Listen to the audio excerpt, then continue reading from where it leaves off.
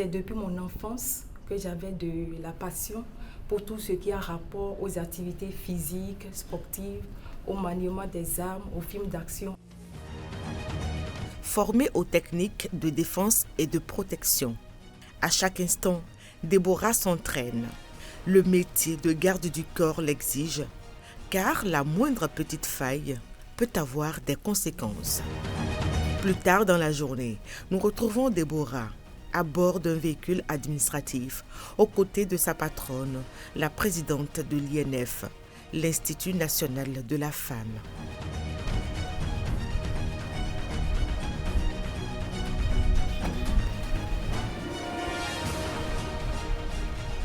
Silhouette discrète, regard attentif, Déborah observe tout.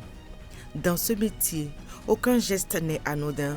Déborah applique simplement avec rigueur les principes de la sécurité rapprochée. Son parcours force le respect du rêve à la réalité et passe par un recrutement militaire exigeant. Parmi les 83 candidates, elle arrive en tête.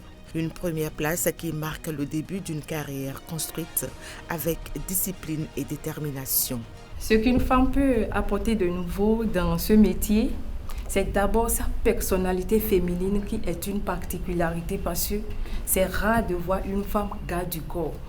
Et une approche plus discrète, ce qui peut être un atout. Comment est-ce que les clients réagissent quand ils découvrent tout de suite que leur garde-corps est une femme?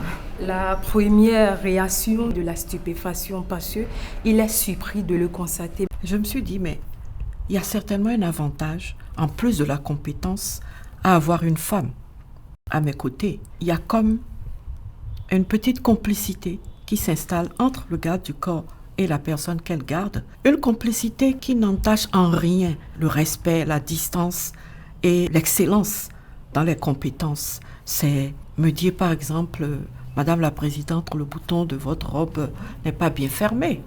Un garde-corps du sexe masculin aurait eu mal à me le dire. Et elle ne cède pas d'un pouce quand quelqu'un d'autre veut casser un peu le protocole ou quand elle voit que bon, on est dans un environnement où il ne faut pas qu'on s'approche trop de moi.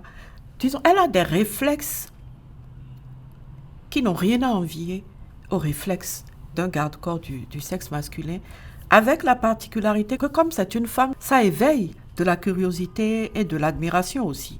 Plus de 10 ans après, elle assure aujourd'hui la sécurité d'une haute personnalité de la République, dans un univers encore largement dominé par les hommes. Déborah s'impose malgré les difficultés du métier, par sa rigueur et son professionnalisme.